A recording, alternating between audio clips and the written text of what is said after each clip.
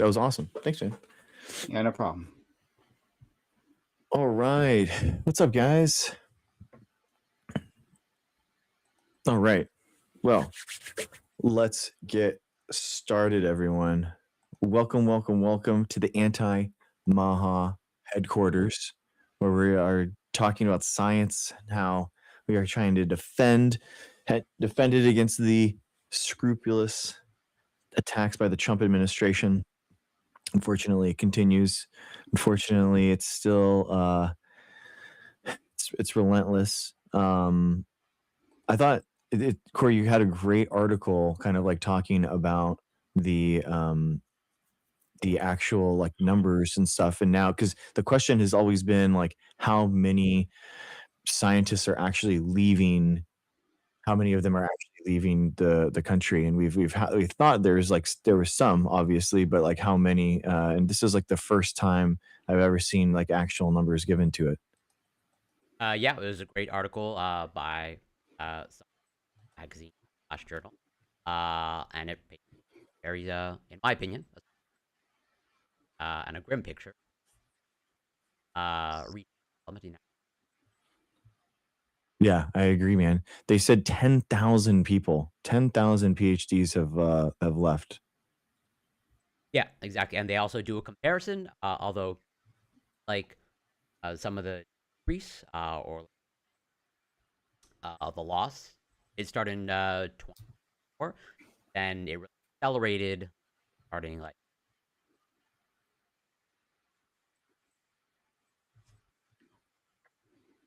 all across the board. Analysis, Department of Health and Human Commerce, A heavily hit, National Science Foundation, every science. Yeah, I mean, we can just go right down the list. I mean, it's crazy. The biggest seems to be in 2024 and 2025, the National Institutes of Health. 1,100 are in the NIH, which is, I mean, it's telling, right? They're trying to fracture the NIH so that they can better deconstruct it, so that they can create this nonsensical pro-diseased cohort of ill-informed people to usher in this new reality of like how, you know, that we're not going to we're not going to study these medicines and stuff like that in order to actually the stuff that we developed, and then also on top of that they needed to fire all the scientists so that they could put a bunch of RFK lackeys in there. Yeah, pretty much. And it's good that they include a section of the analysis and trying to out loss MPH and like some of it's and what the reasons are on paper and what the true reasons are hard to actually determine. But some of it is driven by retirement and like quitting. But what's there? Is it like is actual true retirement or like sort of a retirement? Exactly. But it would not surprise me that it's not actually people voluntarily or truly voluntarily retiring. Also, future on the horizon. That's too. Yeah, especially with those governmental jobs, you have such like a pension and stuff that you can, like you can actually you can get out with something if you get one. Or if like they fire you, then it's like your pension's going to be less somehow. So it's like you might as well just take it. Yeah. FDA. So FDA is going to be the Food and Drug Administration. They're not going to, right? I mean, they're going to be, the FDA is responsible for certifying our food, making sure our food is safe, that we have, that we're regularly checking this stuff. So, I mean, just less scientists at the FDA means that they're not going to be, going through and authorizing and giving out new approvals for new drugs. I feel like a lot less. Yeah, I'm curious to see how this will affect the timeline of. Obviously, I hope it doesn't. But I can't imagine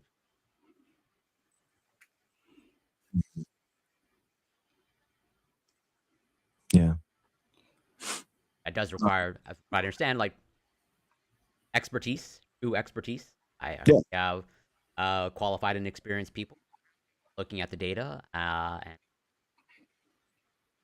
yeah. I mean, that there are few people with like a lot of the expertise that's needed to know this stuff, and then also the people that are like inside these positions. They're just it's we very few people have, for example, like expert knowledge, the world class knowledge about mm, different types of vaccines or any type of mRNA cancer therapies, and that's that kind of stuff. So it's just when you were talking about the level of expertise, it really is a pyramid where there's just less people that exist there. So you're firing probably the absolutely. most experienced people in the world, literally. So there just aren't people to replace them. And it's good that they also they quantify it, which at the top of the article, they pretty much they give actual numbers in terms of like how many years of experience are lost across this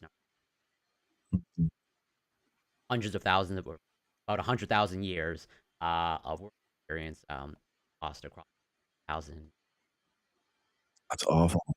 And then yeah, for 2024, it's less, but it's pretty much half that amount. Starting in 2024, around like 50,000.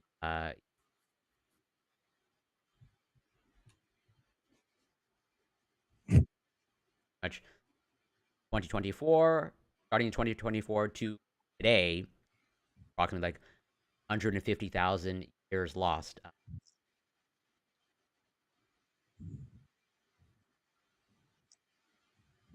Yeah, that's awful, man. I don't know how you can quickly make. Obviously, I don't think the Trump administration has plans to make up for that Exactly. trend that they want to go. This is the point. The whole point was this. This is they want to they take over Tom's institution. Um, and then the CDC is the next biggest one. So the CDC is going to be about you know monitoring outbreaks, making sure that people are safe, and it's just like we're going to be less prepared for the stuff that we do have, right? That we do actually have going on in the United States that's outbreaking. So we're just going to have less monitoring, less people knowing in the know. Yeah, well, I mean, I guess you can say you're measles free if you never track it, right? Exactly, exactly. Or literally with COVID, right? We Yeah, just stopped the funding the bio wastewater, and now we just have magically we have a lot less COVID. right. And obviously the concept of I think is very important to track, but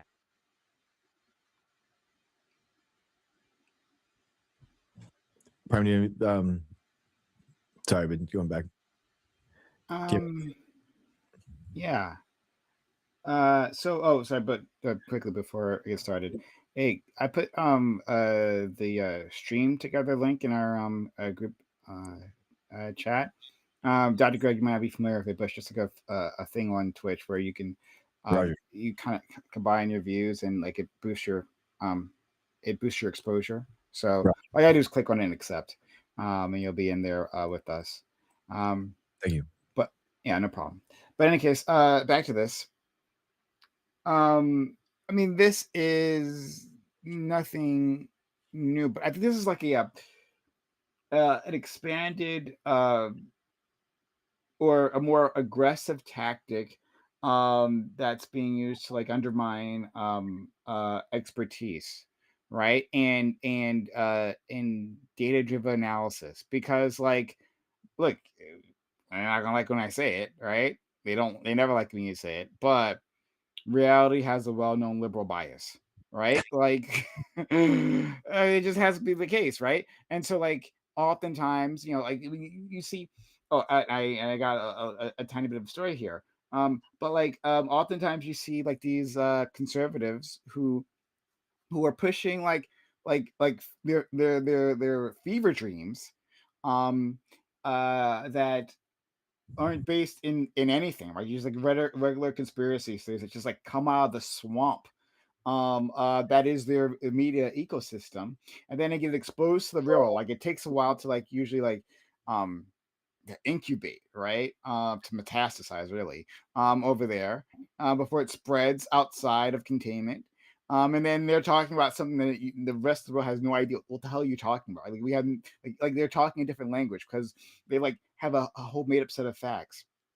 And the thing that people reach to, right, are these institutions, right, like National Institute of Health, a very good one, for actual data. It's like, okay, you're making these wild claims. Well, let's look at the data, and let's look to experts who are good at analyzing these things, right? Mhm. And they say the exact opposite of the crazy thing that you're saying, right?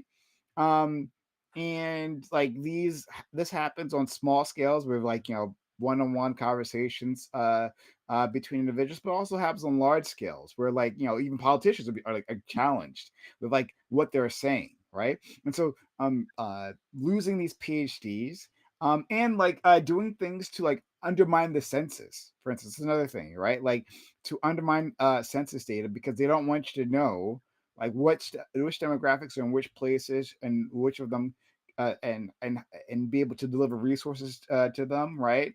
Or to understand larger trends that might inform policy that might benefit anyone who's not white, honestly. So that's just like, so all of this, as I'm saying, is just like part of the larger fight. I actually saw and last thing I'll say to them, right? There was there's this okay. So some of the audience might be familiar with this. What's this guy's name? PBD, the Oh, Patrick Bet David. Patrick Beck David. Yeah, Patrick Beck David. He's got a whole like mini conservative eco system, right? Like a media like little empire he's building. Yeah, definitely like an empire. Yeah. Massive. One of the his more recent shows is a program called Her Take. And it's just like an all female version of his like usually like male dominated panel. Oh, I've seen that. Yeah, There's yeah, some wild clips on there. yeah. There's some wild clips.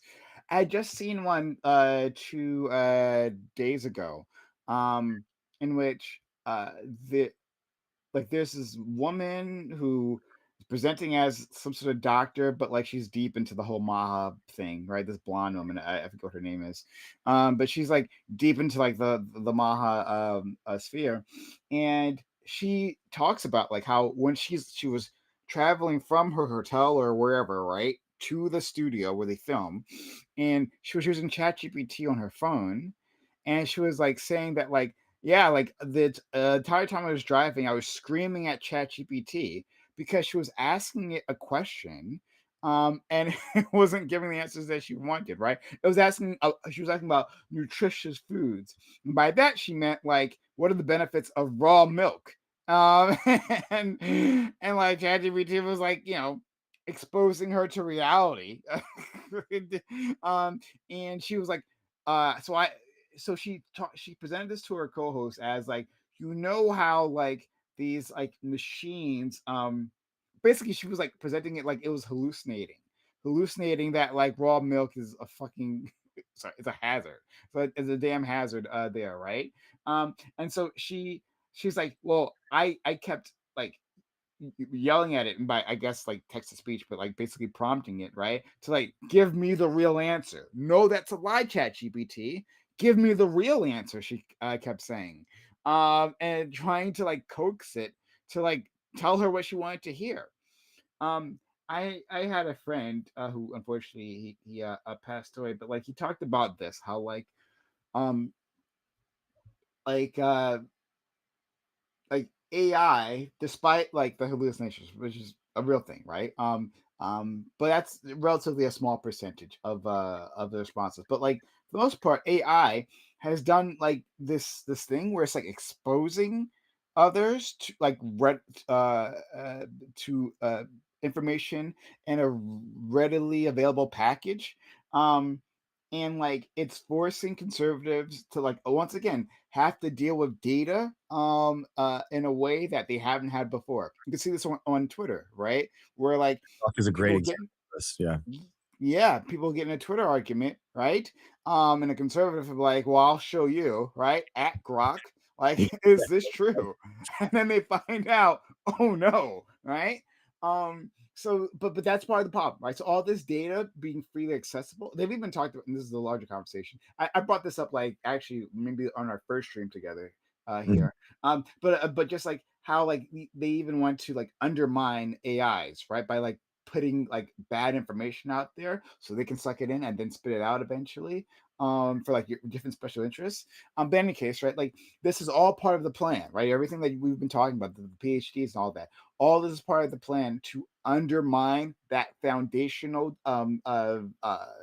data ground that we all are standing on, right? Like Mm. once you undermine that, then you can't have these interactions, and then you can start making your unreality. You can make your imagination real because no one can say anything against it.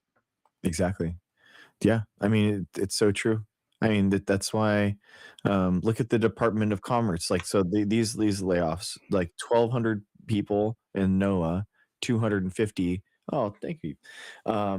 250 fired. I mean, obviously that's because NOAA tracks climate change. It's like that's it. You know, they want to try to change that. The Census Bureau, 300 people that work there, 46 are fired. The geological survey, which it would be for like, they're basically trying to expand oil and fracking operations. 1,400 people hired, uh, 200 people fired. Um, so it's like they're just huge chunks. You know, they're having it so that they can do exactly what you're talking about, like rewrite this reality, and um and put out just straight disinformation from the government. I mean, it's just wild. Just like the White House has done with Lab Leak, just like how they've done with January 6th, just like how they're going to do with everything else. Like that they're trying to push, just like they're doing in Minneapolis, right? It's just they're trying to construct this narrative, and it's like the 1984 references just keep happening, right? It's like and I always thought that was such the craziest thing. Like, never believe um your eyes and ears. That was the most essential command, and I could never understand that. Like, how could people not get that? How could people just not use their own eyes and ears? How could you possibly stop using them? And now we see it. Now we see it happening. I think one of the most interesting, well, also maybe harrowing aspects of like you described, Prime, in terms of like people going back and forth with AI or like with Grok on Twitter, and Yeah. let's say confronted with the reality, and you also see that like they don't want to confront reality. Like they will literally like go back and forth like over like 12 messages, like 20 messages, but then at some point when it's when they're confronted with the reality and they don't want to accept it, like then the accusations are like, well, Grok is obviously captured by the woke mob. Like Elon has to go back into his lab and retweak the settings on Grok to make sure that it spits out the true reality, They'll right? The sometimes conspiracy just literally keep like tag Elon, and he'll Yeah. say like, "Yeah, I'll do that." And I hope we don't end up living in this world, but it's probably in the pipeline. But just as we have Wikipedia, which is mainstream, and like Conservapedia exists, I'm pretty sure not very many people actually visit it, but I'm sure there's going to be in the pipeline, if not already. Well, I think Grok is trying to be that right wing version of AI, where yes, and let's say facts or reality. Yeah, it's I don't know how that's. But this is like my theory that like these deep neural network based LLMs are gonna constantly go towards science and like data, that's produced from science, because that's more meat for it to chew through, and more, like connections that it can, go through, and that means that it's a bigger database it can pull from, so inherently it's going to be scientifically biased. So there's actually a conspiracy based LLM that's being pushed out. It's specifically taught and just on the conspiracy networks, trying to push all these conspiracies together. And when you're like that's what they're gonna be like using.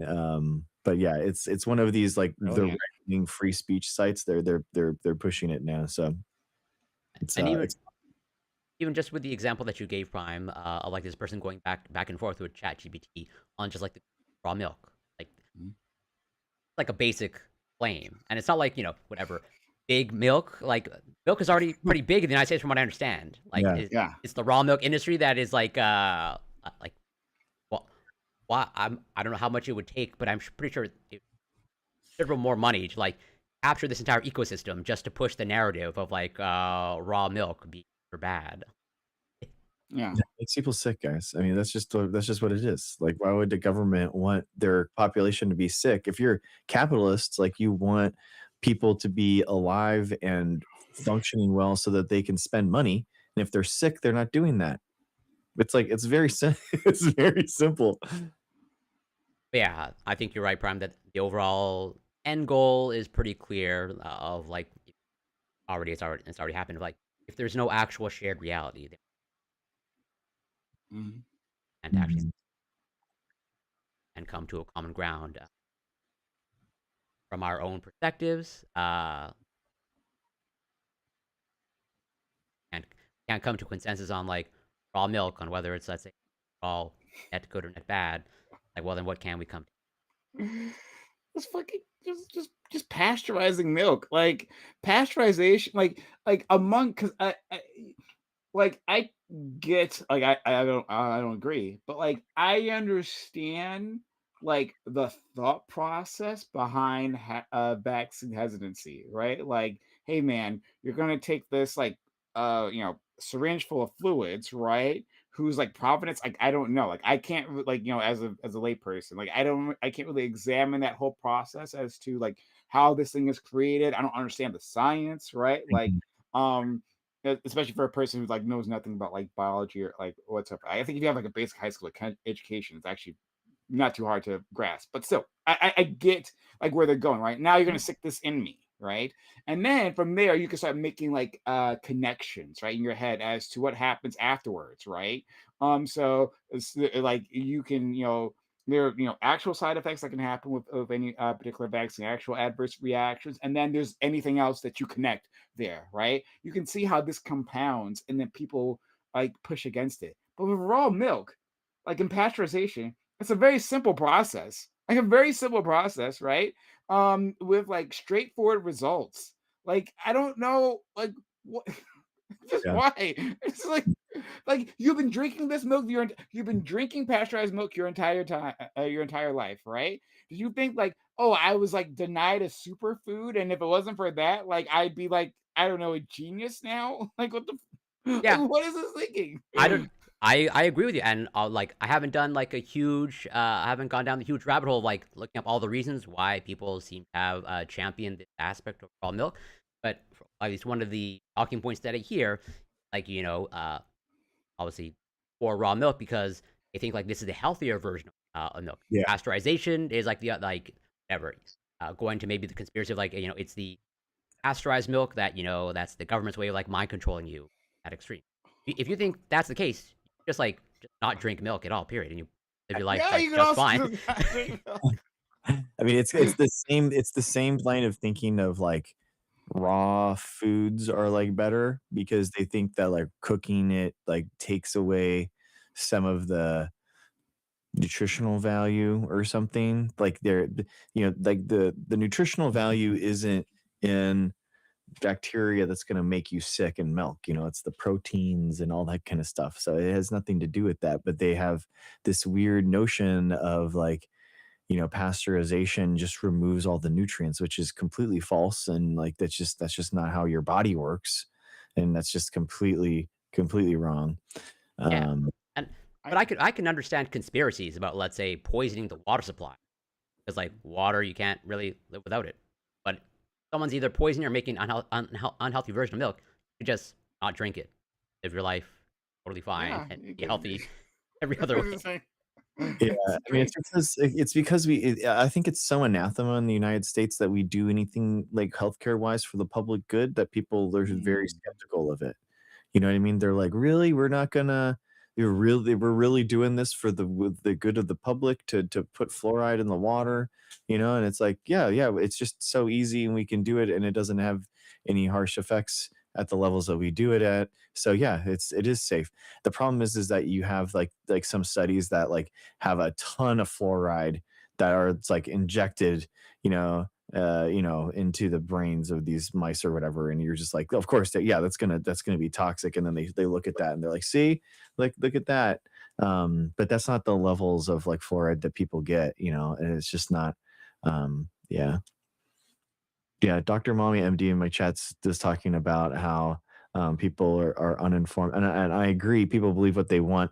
I think I think people believe what their algorithms push to them, and that is um, what they believe rather than material the things that they observe with their eyes. So they believe that these government agencies have been taken over and people are nefariously like trying to do bad things to them. So they're trying to um and it's like, but they're projecting, right? Because they are that evil person that is taking over the government services in order to do bad things. So it's like, yeah, they figure that everyone's doing that, so it's like, no, people aren't, not everyone. And I just find it so strange, although not surprising, as points were brought up multiple times. Well, fundamental point is like pretty much this is the plan of like sort of like undermining the information. Like one of the talking points or one of the reasons why distrust against some of these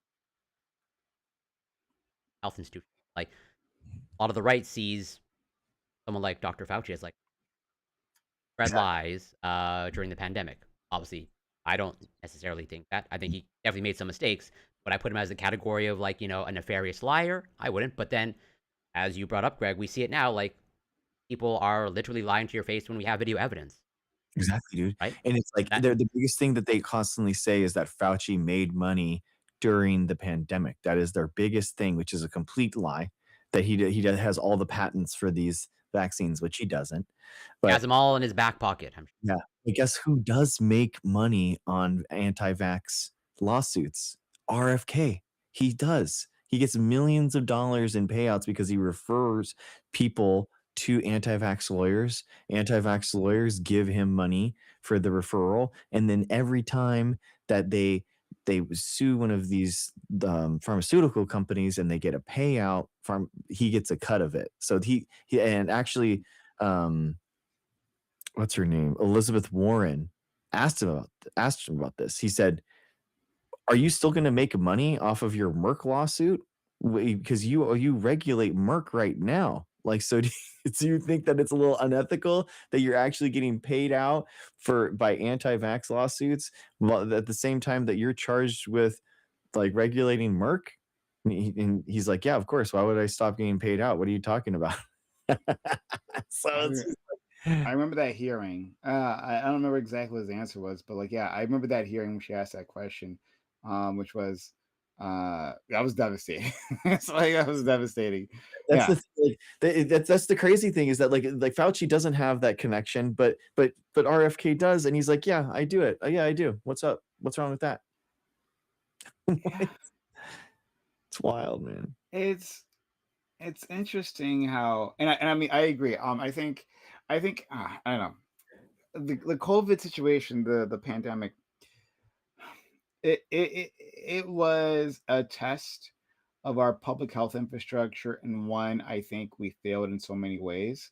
Um, I feel like early on we had a lot of buy-in from the public at large, but like those mistakes that like Corey was alluding to, by Fauci, and like not just him, but like the rest of the administration, those were devastating, and they have long-lasting effects that we're still dealing with right now. Um, like the thing with the masks, right? Like, oh, the mask, you don't need masks, but then apparently you do. But they were trying to conserve the protective equipment, like that. That's huge, right? I remember like arguing with people about this when all this was happening, and that like had a lasting impact. Um, so there's that, but also uh like I really like your point, Dr. Greg, when you said that, like we're not used to government doing anything for public health, because like government used to be like heavily involved in public health, right? Like in terms of like our vaccines and like our medication, right? A lot of it would just come from the government. And they would like run like large like health programs to like to like you just like handle problems like directly, right? Without needing a profit, right? Like our health infrastructure looks so much different than it did like 100 years ago. Um, Now it's all been privatized, and so if it's not for a profit, then people are like, well, this must be fishy, right? Like having a free COVID vaccine, right? Like, okay, so the government is now like all of a sudden subsidizing vaccines, right? Well, that seems a little fishy. I know I have to pay for these things, right? From my all of a sudden very much trusted like big pharma, right? Big pharma was trusted with the other vaccines, but this vaccine in particular, not so much. I don't know. It's a tangle. It's a whole web. But in any case, the point is that now, all of a sudden, I don't have to pay for this. Like, what are they up to? And in that space, like all this blooms, and so You like, have to be inherently um, suspicious of something free. Like, uh, yeah, but like, I mean, but like, it's just, it's like the COVID situation was a study in how easily trust can be lost, right? Especially in a situation that like people clearly, right, can't fully comprehend. They've never experienced a pandemic, right? They don't know apparently how vaccines work, which is just an indictment of our education system. They don't know. They didn't know like what would happen to them in their life. Like they watched their livelihoods like disappear. Like businesses closed down and disappear because of the response, right? From the government was not adequate enough to keep all those businesses around. So there's a lot of frustration there. And then that like toxic soup, like like bore like the poison fruit of Maha, right? And so like we um have to really consider this for public health efforts going forward, right? How easy it is to lose trust, and how like essential it is that we like make campaigns to educate the public so they really understand what's going on, right? Like give them information from a ton of different sources, bring in stakeholders, bring in trusted individuals from different communities to like really educate the public to make sure they understand what's going on, so it's not like powerful forces acting uh around them that is outside of the control, right? This larger government doing things that they don't understand, like that leads to exactly the situation we're in now.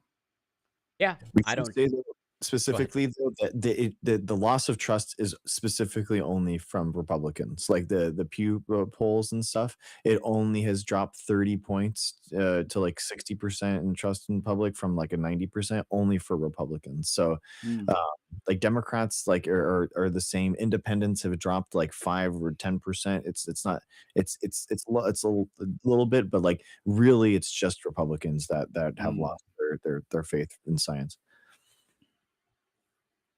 And uh, as I think we in this administration, like no matter how many lies they tell you to their face, right, will not abandon Noam or Cash Patel. Mm.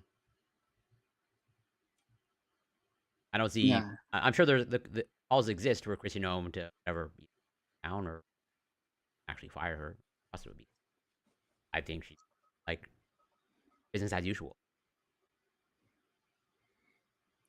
Yeah. Yeah, I mean, Um, they're going to continue. I mean, their entire livelihood like depends on this. I mean, that's the thing, is that their everything that they have is dependent on people believing the lie. Man, I think that that's the difference is that like science and reality can be independently verified.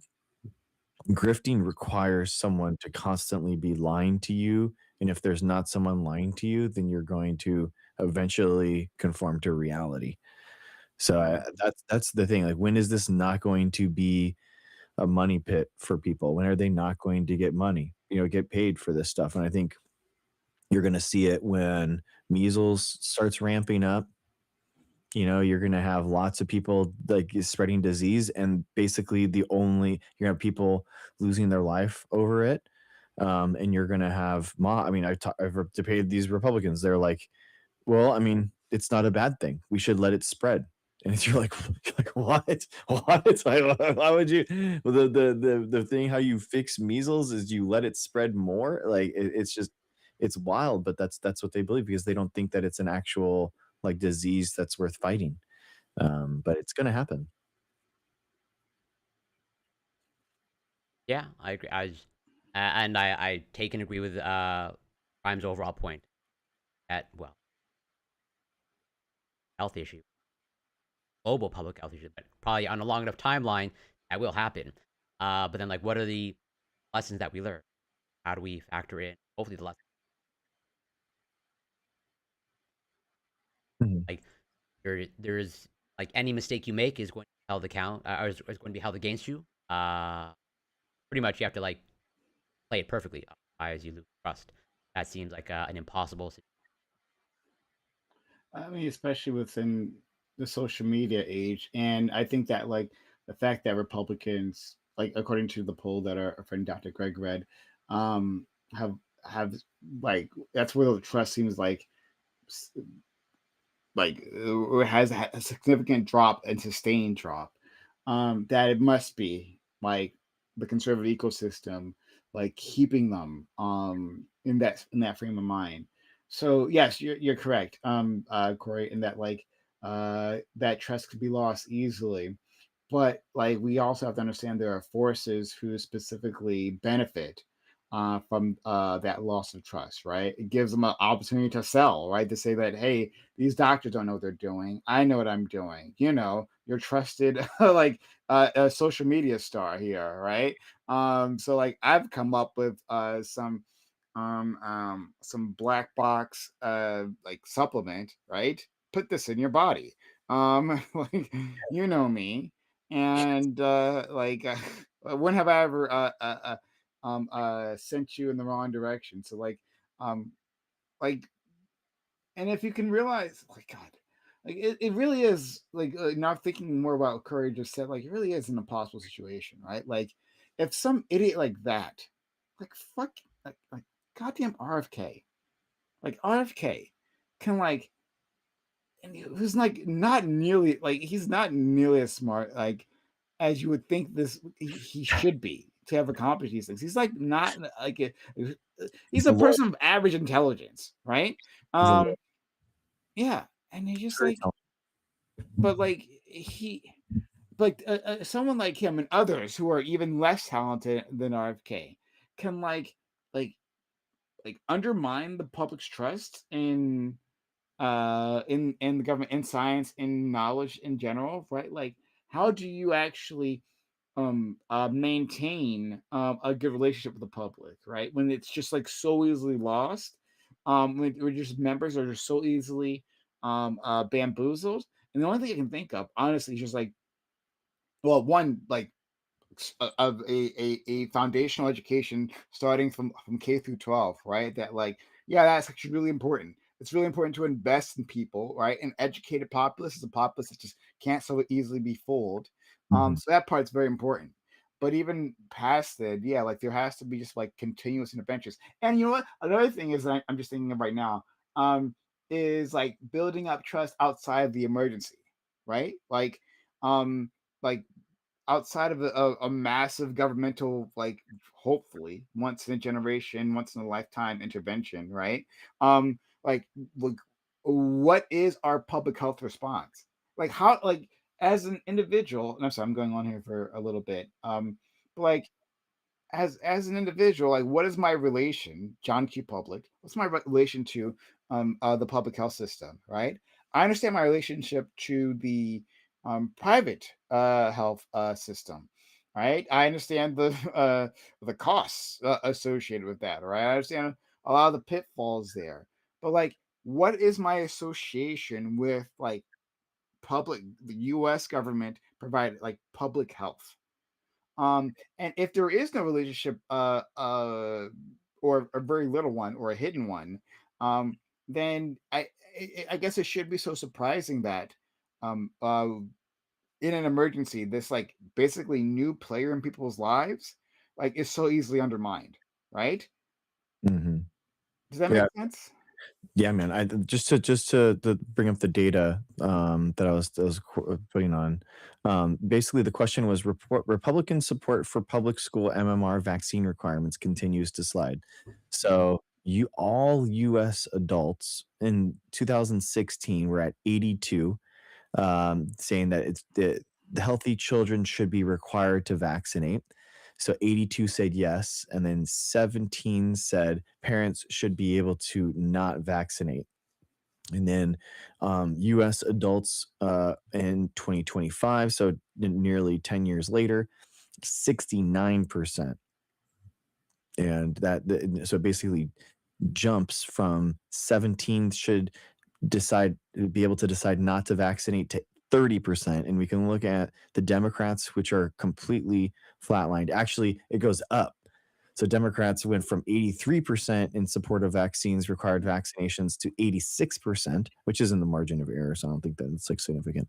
But the Republicans go from 79%, which is within the margin of error in 2016, to 52% in 2025. And in other words, parents should not be able to vaccinate goes from 19% in 2026 to 47%, more than doubles in that amount of time.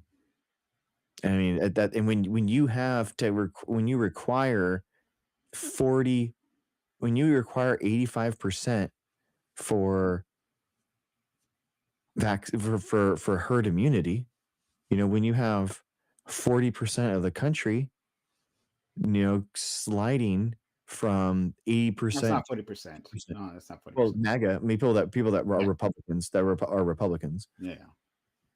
Um, oh, sorry, excuse me. It's like 60% don't vote, and then like 20%. So anyway, the point is that there's a significant A significant population. Yeah. there's enough just in the Republican base in order to slide us into not herd immunity. That's my Yeah. point. Yeah. And we're seeing that, and we're seeing them like take out our public health like that. They're attacking it. Like there it is. I mean, it's just right in the numbers. It's wild. It's wild. Yeah. Sorry. But like I really do want to focus in on this thought Yeah. of Sorry. like no, that's fine. And I want to hear what you got your thoughts, both of your thoughts on this. Is that like this idea of like building trust like outside of an emergency? This is I think true for many other like many other institutions, right? Like in terms of policing, right? Like how do you get a person to call the police when there is an emergency, right? Well, the police have to have a good relationship with that person in that community, right? Like beforehand, like they're like regular interactions with the police, like have to be like generally positive, and they have to have a sense that like when they call, like they'll be listened to, they'll be taken seriously, and that like they'll like handle the problem in a professional manner, right? But again, with public health, like when you look into like the Scandinavian countries, right, or actually not even just them, just like Europe in general, like Western Europe in general, right? Like where they have like a public health system, like a either single payer or Medicare for all type situation, right? Like a government funded system. Um, like that is their exposure to public health on a regular basis, right? Like you have infrastructure there that the public, the regular individuals, civilians are exposed to. Like they know these people are work for the government. They get information from the government, and I regularly approach them, and like without any cost, I get care. That is all normal to the public, right? And that builds like trust over the years. And then when this emergency happens, they're like, these are the people to listen to. On the other hand, like the Americans, like our experience with the healthcare system is oftentimes extremely contentious, especially if you have shaky healthcare, right? Coverage, healthcare insurance coverage, or none at all. And it's just a lot more unstable, unless you just happen to have money in a good, good situation or a good job, right? Like, and exposure directly to, again, a government provided healthcare is just non-existent. So then now, when the government's stepping into healthcare, right, there is no trust here. So like it feels like it just makes sense that it was so easy to undermine, right? I feel like it's like Yep. this exact playbook that was run here in America social media Mhm. could not be run to the same efficacy in other places with government provided healthcare. What are your thoughts? Yeah, I I think don't. that's a really good hypothesis. I totally agree. I mean, you definitely have some like some national, public health like uh buy-in, just by having that everyone like just for like the greedy stage of like, dude, every single measles case costs us $45,000 and the vaccine's $100. Like, don't cost me $45,000. Just get the vaccine. If you're just thinking about capitalism from the most greedy ROI, it's an 11-to-1 economic buying power vaccines. Like they're insanely high. But I think that, you know, I think that even with public health, I think even if with a national, a national program, I think that it's pretty singular. I think it's singularly because of Trump. I mean, he's sowing distrust, and I don't know if there is anything that you could do in order to do that when the disinformation is coming from inside the house and at the top. They think that he has information that nobody else has because he's the president. In reality, he's the least educated on this. He's an idiot. Yeah. um, Corey. And yeah, I agree with your overall point. So, as a Canadian, has regular access to publicly funded healthcare, and I have no problem saying, as unfortunate as it is, as in, I am a heavy user of our public. Thankfully, not recently. Uh, all my life, I've interfaced a lot with our healthcare system, and it's pretty much as I have a lot of criticism for healthcare. I have nothing but great care. My experience, but I know that doesn't. Uh, I place absolute blind trust in every single aspect of it. Definitely not. Overall, I've interfaced with it, like nurses, to technicians, doctors, etc. Of the people that I have experienced, everything that I can tell, they're there largely out of wanting to actually help people. I'm not looking to make people. Obviously, bad actors exist. Pretty much every single healthcare provider that I've interacted with, universally positive experience. That has you have too much trust. Testament, pretty much, um, I was born. Like my experience is like going to the hospital, and like the question was like, how is this going to be paid for? Not ever in there are many times when, and yes, sometimes I would be waiting time. My experience.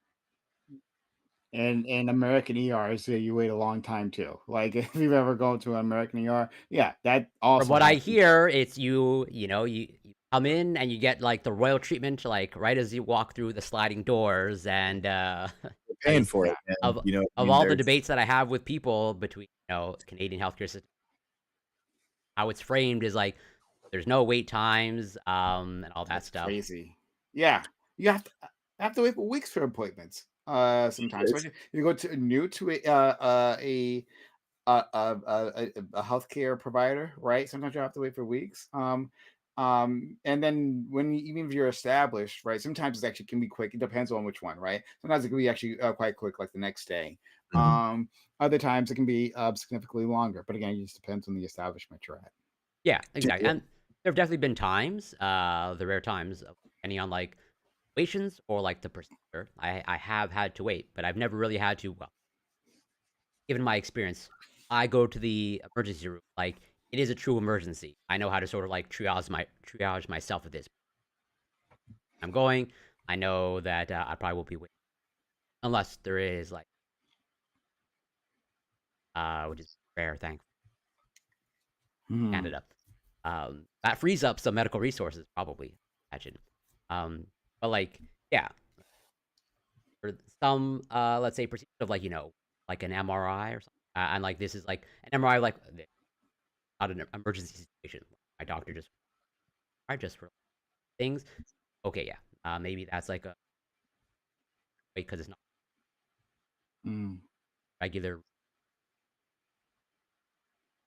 matter. So yeah, of all the times that I needed urgent medical care, again, me myself, I've always timely met.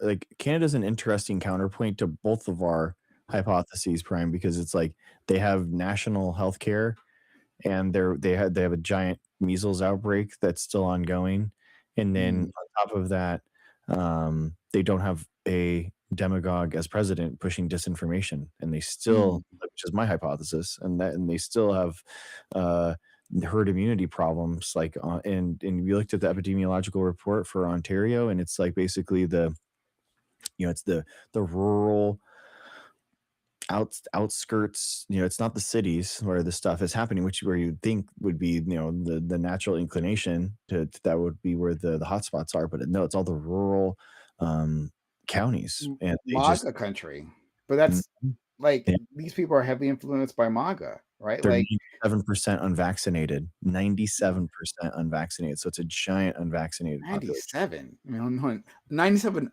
unvaccinated.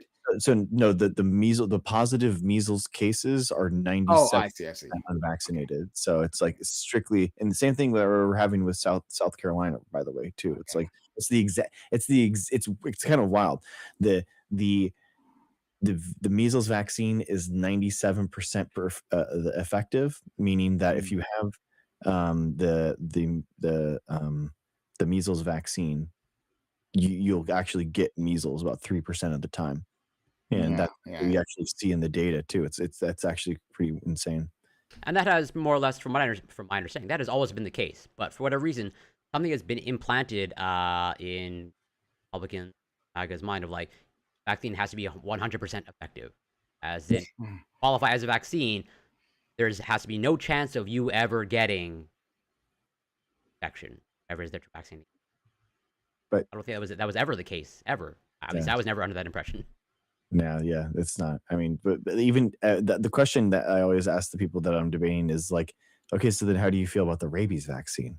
Because the Yeah, rabies vaccine is 100% death rate. So you either take it or and you. even the CDC recommendations, if I remember correctly, the CDC guidelines like even if you had a previous rabies vaccine, who have got bit recommended that you still get another dose of rabies vaccine, part of Mhm. the actual guidelines. I remember because it's like, as you said, essentially it is a death sentence, and like I don't A obviously painful death too. I don't want anybody to pass away, but is any MAGA going to take that gamble of okay, you believe a vaccine is 100% effective? Take the rabies vaccine. I'm gonna go find some rabid dog or bat, and we'll see how it You had what they say. afterwards. They said this actually multiple people I've gone through this line of questioning with, and they both said, "I don't live my life in fear. I don't care if I live or die. Like you can't make me take a vaccine." Well, until they get rabies and they have that fear of water. Yeah, exactly, exactly. So, I mean, are there kind of so what is Prime's question applied to Canada, right? So what is without the demagogue, and you guys have a sensible president, it seems like right now. I mean, what is Canada's answer to try to build back herd immunity for measles MMR? That's a good question. As of now, I don't think we are really taking it obviously, or not obviously.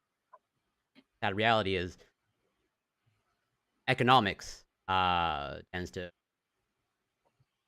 overtake public health in certain circumstances, and our relationship with our presumably what was once our closest ally is like ruptured Mhm. after like our economy, and yeah, there's not much, at least in news that I read, uh, 80 news, not much is. I really it's all about understandably the that Carney's make turn away ally, give it away from our ally, then and so it's like I don't know that much as something should be done. I don't know that anything actively. You go first, Dr. Greg. Yeah, I mean, yeah, that's wild to me because you would think that they would be going like mass flu campaigns, making it easy. We're going door to door, making sure everyone has it, targeting those rural communities. Like, and it's specifically, you can see it in the maps. It's like pretty, obvious where it is. Yeah, no, I Um, think so. there you go. And but more or less, yeah, I think it's more or less understood that as Prime brought up, and brought up when demographics is pretty much like in the Mhm. areas, not the cities. This is MAGA country in Canada, and like Yeah. Alberta, more or less, at least in my eyes. I've never been there. I don't want to be too judgmental. I sort of view it as Texas light, Canada. And I think if I remember headlines correctly, there's some portion of Albertans that like want to separate from Canada, United States. Some people, I think, largely concentrated in Alberta, that are totally on board with Canada becoming the fifth state or province of Alberta. Okay. Well, So just checked it everyone. out. So they have a specialized MMR campaign targeting children 9 months to 14 years in February 2026. So next month they're going to roll it out. Routine scheduling remains with the first dose and the second dose. But yeah, it's going to be February 14th through the 15th, targeting the most vulnerable, which are kids. It blows my mind that these kids are not consenting to be this guinea pig and being offered up as a petri dish for a disease that the parents know about. I I cannot get past this in my brain, how bad these parents are and how they are pushing a disease on their child that the child doesn't have to have. And I just can't get past that in my brain. Um. Yeah, I didn't look into it, so I did see, but there was some sort of headline that like the Trump administration was meeting with Albertan separatists, some Albertan separatist group. Uh, Yeah. All yeah. right. So I don't know the details there, but those Albertans sound like patriots. They understand what liberty looks like, and I welcome them. Um, but we'll You also want have to, those illegal immigrants? yeah. I want, I absolutely. I mean, like, Canada's empty. We should take care of it. Whatever. So, but I think so. So what our friend I was gonna say Kobe, Corey. I Um, don't mind Kobe. uh, That's an upgrade for me. what Corey was saying, I think is interesting. Like talking about how like there's a lack of like discussion. I mean, one, it's just like there's just a drift that happens in news in general, right? Like news is called the news because they're talking about new things. And just eventually there's going to be like a movement there, but right, I feel like I can't speak to our Canadian friends, right? But except the about Albertans who will soon be part of our crew. I I feel like what we're seeing in the medical sphere is what we've seen like in political sphere already, right? And what we're like in the US, right? There is a clear difference between your rights when you're in a red state versus a blue state, right?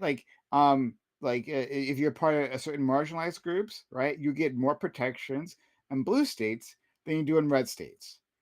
If you're a woman, right, in terms of your reproductive protection, there's a difference. There's a big difference now, depending on which states that you live in.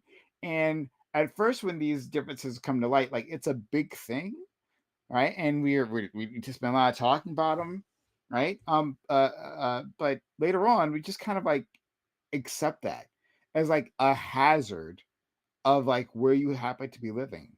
And so like what I can see for this particular crisis in terms of like vaccinations, it's like, yeah, like I think people are just gonna accept at some point that red states, like you happen if you happen to be there, your chances of getting sicker are just greater because herd immunity is less of a thing, if not a thing at all in some areas. But that's just like, yeah, that's just what they do, and what we do, right? Being in blue states. By that I mean, honestly, blue enclaves in blue states, right? Because Yeah, most of this, pockets. yeah, it's basically the cities, right? Yeah, the cities are what carries the states. But in any case, but still, like within our blue enclaves, like we don't do that, right? Like we live differently, we interact with the government differently. We have a different culture in terms of like how we treat certain minority groups, right? Like those are just different. That's just like the hazard of being over there. If you want to be it, like we tell, like what's the advice for like LGBTQ kids, like you're growing up, right? Like put up with it. We understand it's tough. It gets better, but how does it get better? By moving the hell away from where you're at, right? And moving to one of the big cities. And so, like, what is it? Will this be the advice that we give? Like, and again, I don't want this to happen, but like, will this be the advice we give? Like, hey, like, yeah, you're a parent, right? Your parents, and you're not part of the MAGA cult. You just happen to be living in a red area, but like, your kid is immunocompromised, right? Is just the only answer. Hey, you gotta move, right? Like you gotta move to a place that just takes like public health seriously, where you won't have to worry about herd immunity being compromised. That's what I can see, like a clear separation, just we've seen in so many other areas that now public health would be one of those things as well. I don't know. So it sounded like, if I'm understanding, like So, more polarization, or like also now public health causing more another factor that's just United States and Canada to become Mm. more dividing lines, not just politics. Now, obviously, public health interest.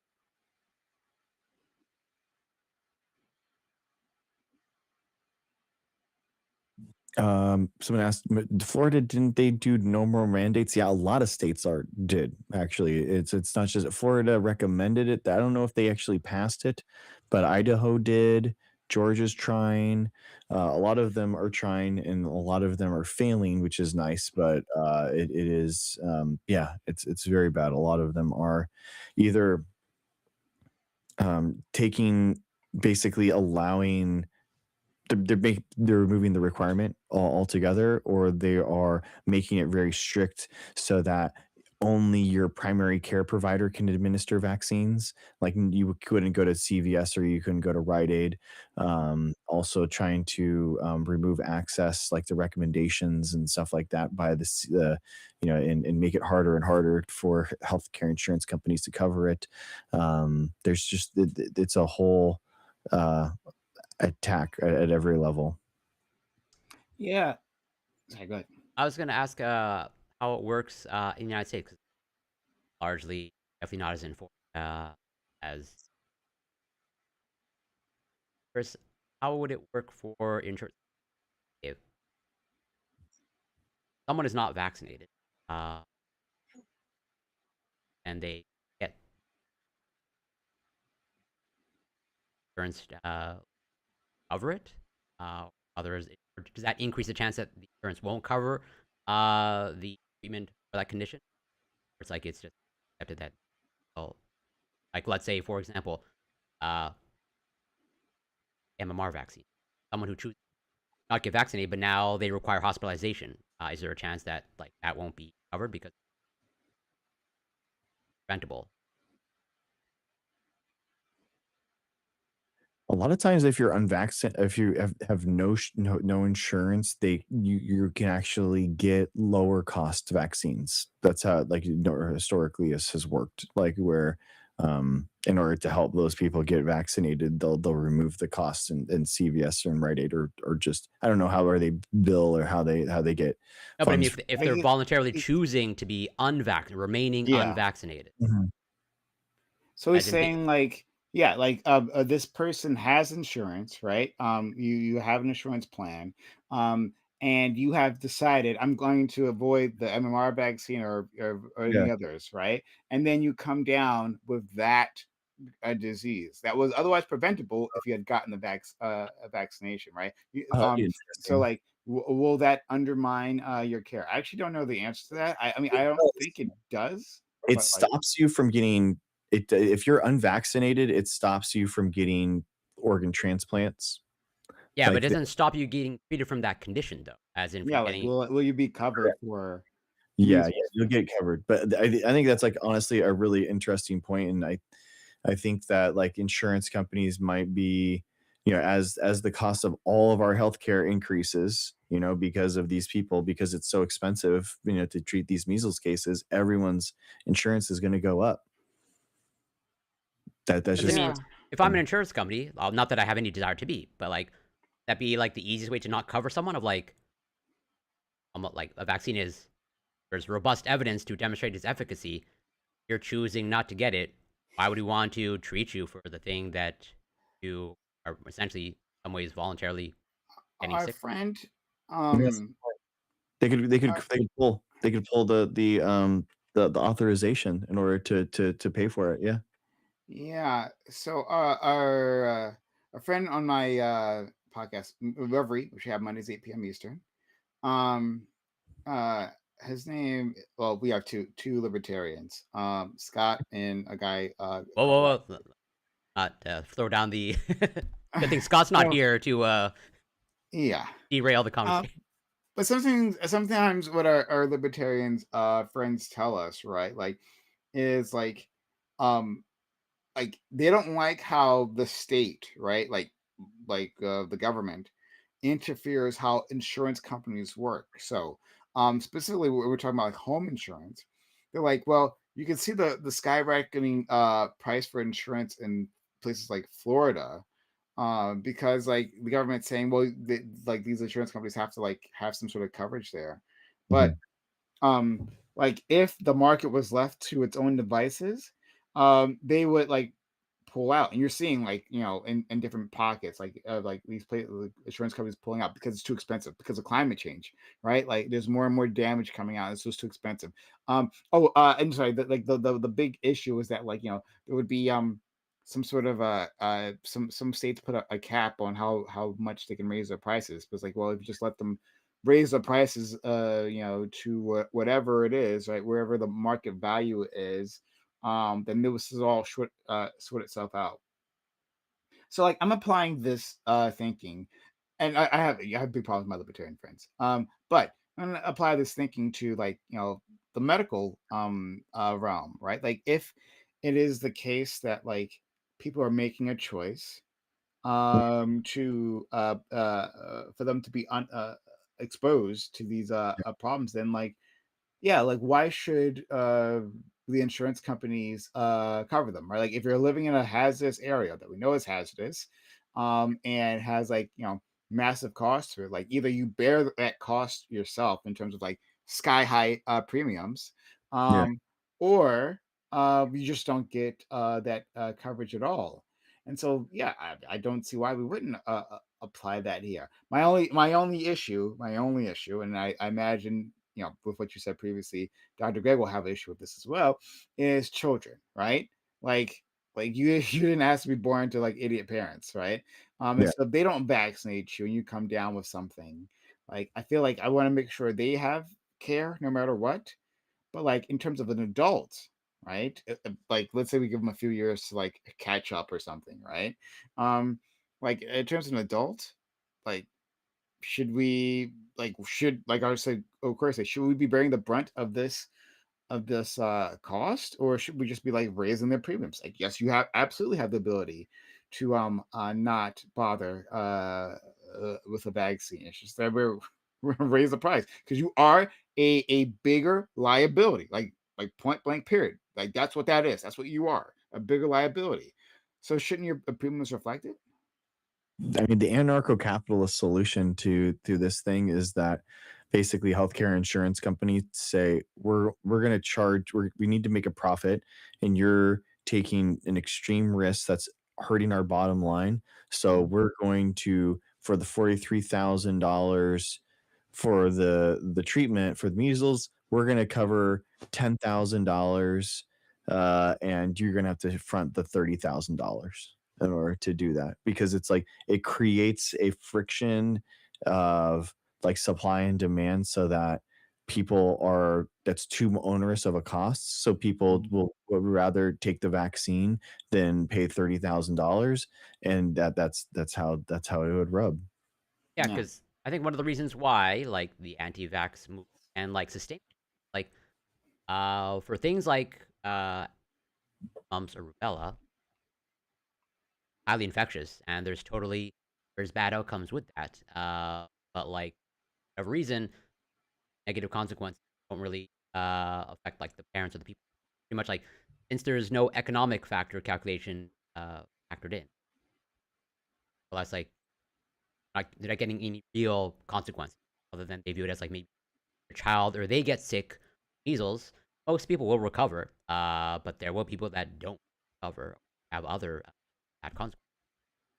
But like who's in the extreme of, let's say, for if I remember correctly, like Canada, if you need, for example, a let's say liver transplant because as a result of you uh, having a problematic relationship with alcohol and your liver is now failing, Mhm. and get a liver transplant.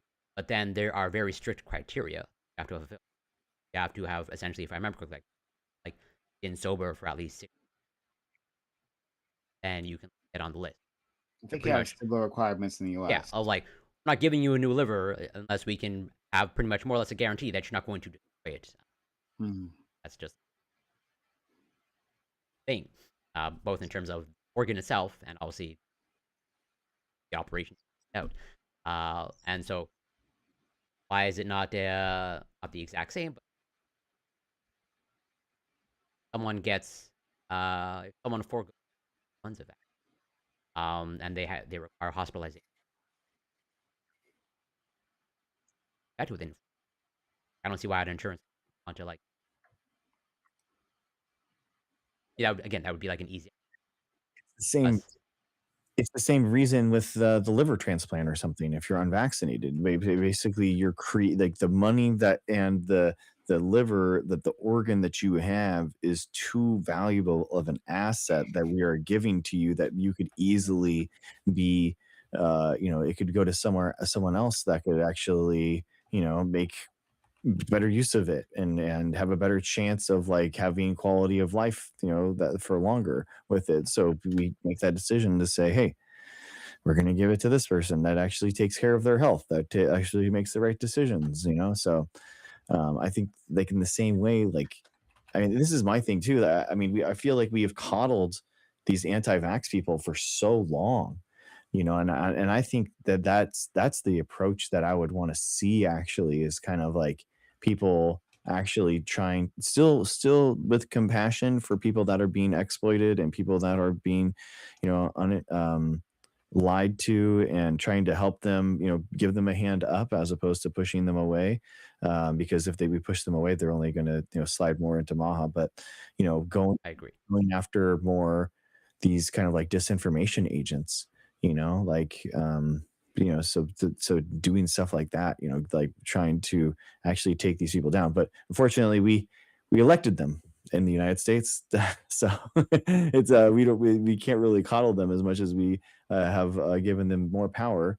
But that's what I would if I was Canada, I would be kind of like doing a mass mobile social media campaign where I'm, saying, talking about, putting real information out there, trying to flood, kind of like doing some like science communication, basically.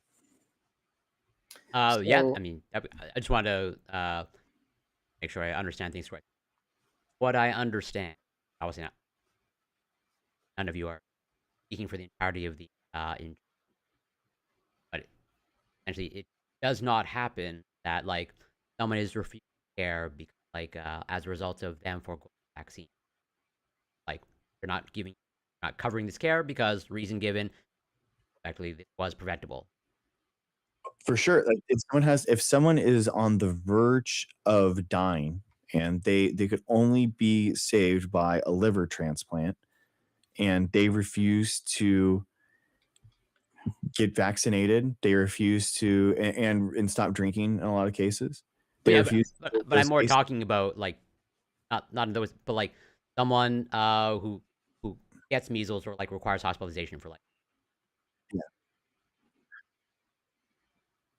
You're right in those cases. I'm saying, but I'm giving you an example of how it does happen in our healthcare system right now. So if someone isn't vaccinated and they are effectively given a death sentence by the healthcare system by denying them the life saving transplant that they need. I mean, it happens already, but you're right in the fact that like if they present with measles to the hospital, they're going to be treated. Which by the way that's why it's so messed up. By the way, how crazy that is, and how these healthcare workers are actually being exposed to measles, and we're actually pretty much giving almost a near death sentence to 3% of these people you know that are vaccinated, that are doing everything right, but they're just healthcare workers working in the field, and now they're unnecessarily exposed to the measles that could kill them. I mean, that's just what's crazy to me. so I have done an AI search with Perplexity here. So keep that in mind. Um, but yeah, so it says that I asked in the U.S. are people charge higher health insurance premiums if they make the decision to be unvaccinated? It says generally no. You can't with an individual or small group insurers cannot charge you a higher base premium just because you are unvaccinated. But some employers have wellness plan surcharges in their own group plans for unvaccinated workers. It says under the ACA, right, the Affordable Care Act, Obamacare, health insurers in the individual and most group markets can vary premiums only by age, tobacco use, geographic area, family size, and plan type, not by vaccination status. So this tracks with my understanding of all of this. If there's any mistakes, I do apologize here. But like this tracks my general understanding. That the ACA limited, like what you could charge more for, and I do know from personal experience about these like healthcare surcharges. So, for instance, I used to work at a hospital, and I remember under our health insurance plan, you had to mark down whether you were a smoker or a non-smoker, and you got a lower rate if you were a non-smoker. Um, Oh, well, yeah, and like it said here, tobacco use, specifically one of the things, they can actually charge you more for, but not, yeah, vaccination status. No, I think I was working the way before the pandemic, so this was not like a thing on people's minds to the same level, especially not when the ACA is being created. Um, but yeah, like this does not like give them unvaccinated people any sort of incentive like outside of Yeah, that pressuring. seems like a flaw. Assuming that's true, which I have no reason to that it's not. Mhm. That's sort of like a basic factor of the eight, but that seems like a flaw. ACA or Obamacare. Like Mm. as like tobacco thing makes sense. And it's more or less like in that same category. Like, are you creating greater risk for yourself? Yeah. I mean, look, the problem is that I'll say the ACA was always flawed from the beginning, True. Obamacare, because it was a Republican plan.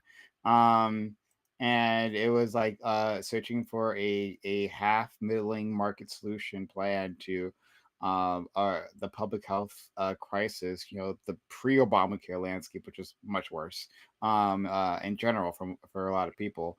Um, without actually like solving the problem. So we like relied on a very middling down the road plan. And so like yeah, here is an example of that. Yeah, and this like yeah, it's a big issue. But yeah, there is no way to do it unless you have like again one of these surcharges. Like so like you'll be part of some like wellness program, right? Like in-house wellness program. Like follow these steps, and then you don't get like a surcharge, right? Like do these things, exercise this much, and maybe you can like decrease your um like your premiums or something, but like you can't. And then even those surcharges are capped. So later on, it tells me that there's a limit to just how much you can even charge. So yeah, we can't really expose these people if we're still going to have a privatized market solution, right? We can't really expose these people to the actual cost of being unvaccinated. So there's your answer. No, that makes sense, and that is I dislike the ACA. Yeah, same here. Yeah, it's sad, man. It's sad. I mean, we've not equipped our public health workers with the tools that they need in order to do the right job. That's the saddest part. It's just um I don't know, man. It's I don't know when it stops. I don't know. I would have thought that the increase in measles would have been the thing that kind of because people are just not they're not offering any solutions versus a vaccine versus medical science versus all this stuff. Um, Well, RFK is offering us vitamin A. Obviously, yeah, I don't know. grams of vitamin C a day, which Yeah, is completely a conspiracy that's completely unfounded. It's crazy. but that is like the talking point of like the vaccine aside, like it as in as long as you're taking I don't know whatever vitamin A, vitamin C, or high dose vitamin A, it's like yeah, unfortunate reality that have like thousands of or sadly or children pass away. Uh, and same thing not being So again, according to this AI search, and again, this mix is aligns with my understanding, though I don't have a deep knowledge base here, but it aligns with like some headlines I've heard of previously. Some states have moved to restrict discrimination based on vaccination status, particularly in employment and provision of services, which can limit employers' ability to impose such surcharges or require proof of vaccination. Montana, for example, added vaccination status as a protected class in its anti discrimination law, barring most employers from discriminating, including via benefit differences, based on vaccination status, with narrow exceptions for certain health facilities. that's What do you interesting. think about that? Yeah, like vaccination status being a protected class. Like, how far? So, we're saying that it'd be fine to do so within the health insurance area to, like, discriminate based on vaccination status. Okay. Well, then what about in other areas? Like, should there be employment discrimination outside, like, working at a hospital? Like, we understand, like, you got to be vaccinated to be, we're working with immunocompromised individuals or something like that, right? So let's put that aside. Bro, like imagine being Insomniac events. You have EDC 2027 coming up next year. Tens of thousands of measles cases coming out, and you have 200,000 people that are going to be in an area in a rave together. Do you know what I mean? Imagine being, or the a company that has like really a lot of money dedicated into making sure there can be a lot of people in a very small amount of space. Like, there's gonna be a lot of people, I feel like people like the vaccine cards, they thought it was been bad with, Biden or something, but there was no vaccine cards to get into it, but, like, imagine like I think that there's a very, very real possibility of people being like, okay, we're going to check your MMR status if you want to get into this event because we don't want to have people aren't going to want to go to these events with hundreds of thousands of people if there's a good chance that like you could get this stuff. It doesn't make sense. Well, I don't. I would not underestimate this. Yeah, what's sorry, what's Insomniac? I don't know what that is. Guys got to live a little bit. Come on, live a little. I am part of this group. I am, and I haven't gone to EDC in like 10 years, but yeah, I mean, think about These are like music festivals, like large. I haven't been, but like Is it these a are like music very large festival or music something? festivals. yeah, yeah, it is. Yeah, Okay, yeah. I wasn't exactly Sorry, sure what you were sorry. talking about, but okay. Yeah, sorry, big music festivals or any like Coachella or something like that or I don't know, just anything. Think of the Olympics coming up. Like, there's going to be so many people in this area. You're going to have a bunch of people, a Actually, is it bunch of required to get vaccinated to go participate in the Olympics? I don't know. I guess it must vary by country. But like, yeah, actually, I don't actually know. yeah, I don't think so. Definitely not. Definitely not. I've No, never seen. I doubt it. That would seem like poor planning on the IOC. Maybe I don't know. Maybe yeah. Maybe the IOC actually might have special rules. It's a private organization, so maybe they. I can look it up. But in any case, like, yeah. So, but like, my previous question, I didn't hear an answer for you guys. Like, what would you be fine with, like, further discrimination? Like, so if we're Hell, saying we can do so in the health insurance, like, yeah. What about in other areas? there should be personal exemptions. I don't think that I mean I don't. Okay, so I'm anti-authoritarian. I don't think that you should be strapped to a board and pump something into your body for sure. But like there should be social frictions to the point where yeah, like you do have some added capabilities, some added rights in order to go to large public events. If you're vaccinated, like absolutely, I think that completely makes sense. I don't believe in personal exemptions. I don't believe in religious exemptions. That you get vaccinated. I mean, personally, I think like for kids, you don't get your child tax credit if you don't get vaccinated for your kid. I mean, that's $8,000 a year that you would be losing in the United States. So, but I mean, if you want to pay $8,000 a year for your kid to be unvaccinated, like okay, like that's weird, but okay, good luck with that. But I think that you should be barred from like large events that have, you could set a limit to it, be like more than 50,000 people. So like you shouldn't be able to go to an NFL game if you're unvaccinated. Like it's just too much of a risk. It's too Well, that's much a of a reward. NFL is. I'm just saying. there's no constitutional right to go to an NFL game. There's no constitutional right in order to go to like a public, like a huge gathering of 100,000 people. So if I'm understanding your question correctly, Brian, it's like, but let's say for example, should an employer have the right to discriminate based off of vaccination status? As like, oh, you're unvaccinated, therefore you can't work here. And you're not just talking about Yeah. hospitals, but like let's say a grocery. Yeah. I think yeah, I'm not so sure. Part of me wants to lean towards yes, but then it also yeah. But I see some potential issue with that. Yeah. I don't actually have a clear cut answer. To answer your question previously, again, this is an AI search, so take it with a grain of salt.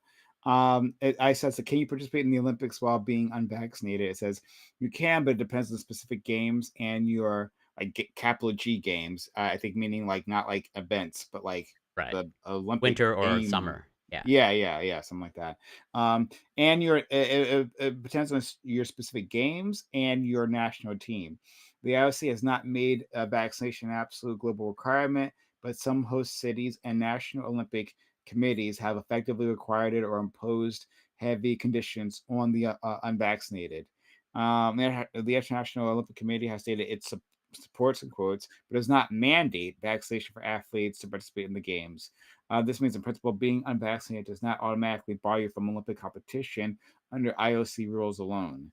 And then it goes through like different examples of like different games, like the Tokyo 2020, 2022, in Beijing. Yeah. So yeah, you can be unvaccinated depending on where there. But yeah, like but using the Olympics for example, I mean we're on that subject. And like dovetailing over what Greg was talking about with his like his music festivals, because he lives and we don't, right? He's got a life and we don't. Yeah, But dude. like these places are like super spreaders, right? Like now, like not just for COVID, just like for anything Yeah, at for this anything. point. Pick These your places, human yeah, condition and yeah, infection. they're like super spreaders now. And so like would it be unreasonable to impose, like, especially like IOC to impose a global mandate? I don't think so. I mean, like for the health of the city, and not just the city, because like let's say it's takes place in, I don't know where the next Olympic Games are taking place, but let's say Houston, right, or Dallas, which probably have lower vaccination rates. It takes place in Dallas. Like yes, like it might start there, and Dallas might get a big spike in transmission, but then so are all the cities where those people came from, right? This is an international event, so like it spreads back to wherever the hell they're going. It's like a huge responsibility. So actually, maybe, yeah, like I'm with Dr. Greg. I think we're in a very similar wavelength here.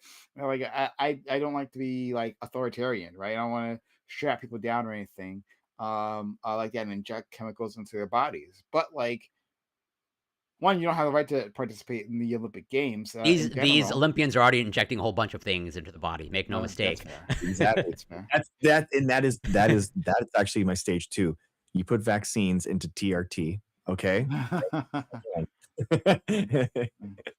Yeah, but like, but even like, but I mean beyond that, like, I mean, in terms of like that were the athletes, that were just about the athletes, but the athletes, like that's a limited population, which tends to be healthier than like the rest of the population, right? And so like they generally tend to be lower risk for all these things, right? Like, but I mean, what about the crowd? Should you have to present a vaccination card there? Because I mean that's where like the real threat actually is. It's not like the athletes, it's the crowd. Well, Um I think even amongst the, I don't know for sure, but what I understand of like what goes on with these athlete Olympic villages, I think there's a lot of mingling that goes along there for potential for spread. But like, I agree with you. Why the high risk is with the crowd, and especially, I assume, I don't know for sure, but I assume crowd of the Olympics is like international from all over the world. yeah. As you said, you don't want all these people going all back to their respective, countries. That is literally a murder event nationally. That's the next Yeah, pandemic type of thing. should you be required to like present a card? Um I, If that's probably, I mean, as you're coming in, security, their whole thing is like keeping everyone safe. So like, I mean, imagine if someone, okay, I've been trying to think of an analogy on like what actually happens with this vaccine stuff because it's very frustrating. Like imagine someone has a damage over time attack, okay, that they just put out into the group, okay? I'm a warlock. I have a capability in order to AoE, some people, and this appeals to me. and, and I'm gonna and with 100,000 people, I have the capability to do an AoE that's going to take out people that have less than 100 hit points. If you have 1,000 hit points, you're fine. But like, hey, if you have 100 less than 100 hit points, you're gone. Like if that person had a weapon, or if I could do that and I could cast that spell and I could do that, would you let that person into your event? No, of course not. They all weapons get stopped, right? No, there's nothing that's allowed in. So the idea that like that people can just freely go and just spout this damage over time attack on people, without consent. Yeah, and that you're right too, Prime. You're exactly right. It's not just those people, it's the people that they're living with. So are people actually like informed enough to know that like their mom that just got cancer, that's immune compromised now because now she's in chemotherapy and she started her medication, and now she's really gonna be she's very likely gonna die. Like, we're protecting that person too. Well, I Yeah. don't disagree with your analogy. Like obviously, I think the main message is clear to me. I think maybe for some people it might be a little bit too abstract. But I don't actually know for sure. But sort of what springs to mind? Well, for me, one of the more direct analogies is like drunk driver behind the wheel. But like most people know that. But I think I'm curious how people would react to this. Think of a person. Think of a person that they have the absolute worst body odor imaginable. Okay, like as in like it's almost impossible to breathe around them. Okay, would you let would you let that person to that event? And what if their body odor is contagious? You take a chance in attending that Change your event? body odor. Wow.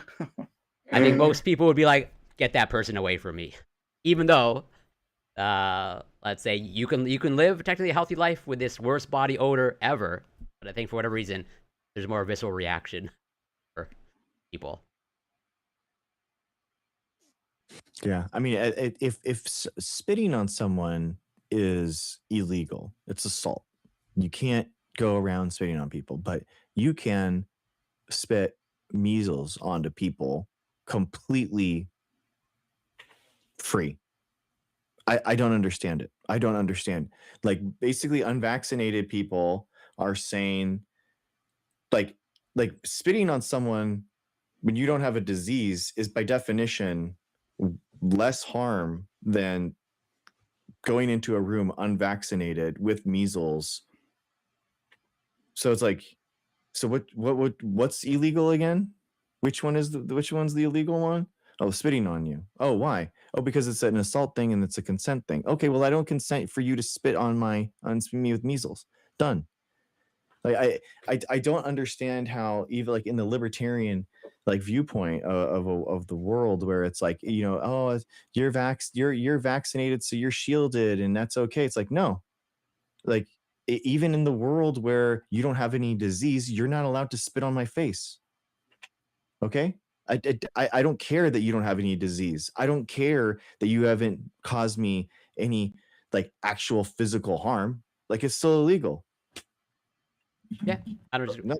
And well, we sort of tried to have this conversation with one of the callers a few weeks, like uh that case of typhoid Mary, if I Oh yeah. and like person did not I don't think they were aware of it or whatnot, but like that seemed to be the concept of this, or rather they were just Another like failure of the education system. I mean, like typhoid Mary should be a very basic example, right? Like such a illustrative case of like when public health fails. yeah, that should be Um, taught in schools, like in whatever elementary, primary, or early high school. Like people should be aware of that. Not that I think that like this was like an amazing thing, but like there was clear action that was taken, and I'm sure, well, it might be a good topic just to bring up and cover, just because I'm sure it'll bring up debate in class, high school.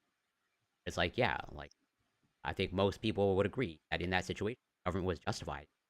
Person, like, mind, you can't just go around literally spreading your disease all around town and getting people infected with a serious infection.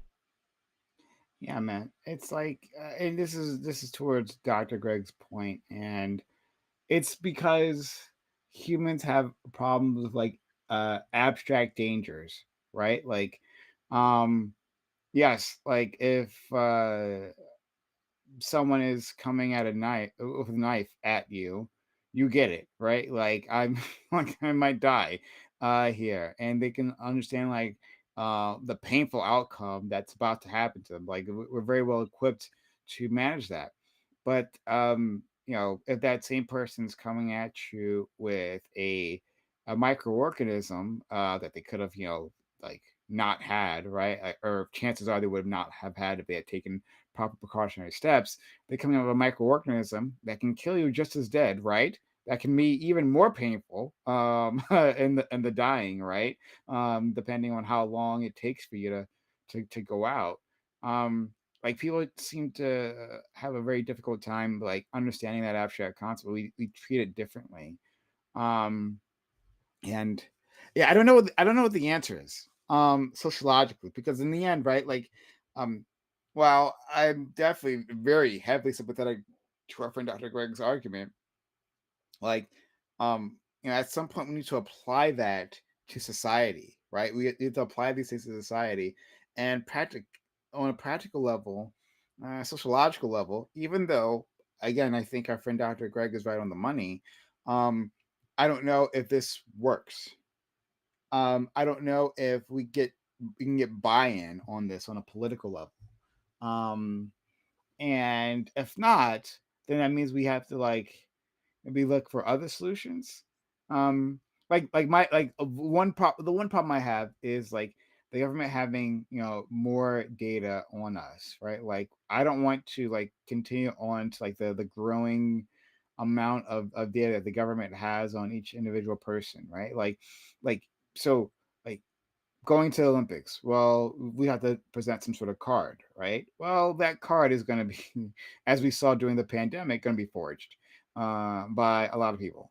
And so, well, how do we do this? Well, maybe if we have like a database where we can tie your vaccination status to an ID, right?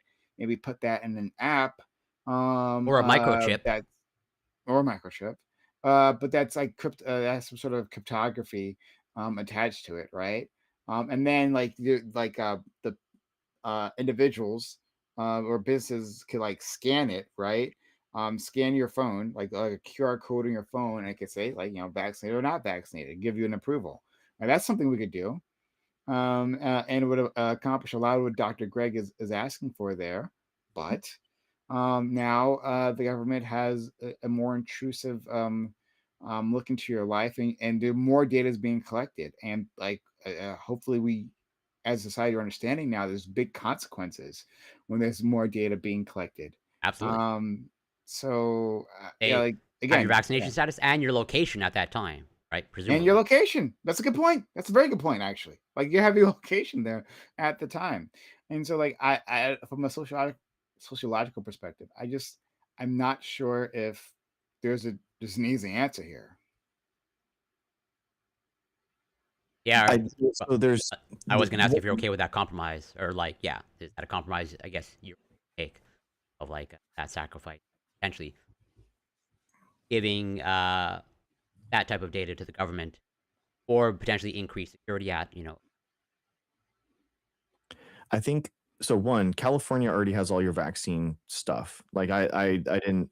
There was a time period where they didn't recommend boosters, and I was looking at the data, and um, it was obvious that the antibody titer goes down at 6 to 9 months. So I was, and they didn't recommend it until a full year later. So I was like, well, I'm not going to go 3 months without, or I saw it at 9 or 10 months, and I was like, I'm just going to get another one. I just went in there and basically said like, I'm going to get another vaccine. I've never done this before. I've never gotten a vaccine, and obviously I had, but and then so then that was off my immune my card, and then I got the next one 6 months later. So every 6 months I was getting them for a little bit, and then I go in, and they're like, "Oh no, you've already gotten it," and I was like, "What? What do you mean?" And they pulled up the California vaccination records, the public health records, and like, there you are. That's who you are, right? And I'm like, yeah. They're like, yeah, yep, you already gotten it, so you can't get it again. And I was like, oh. So and you can look it up right now. You can look up your COVID vaccination like records through California public health records.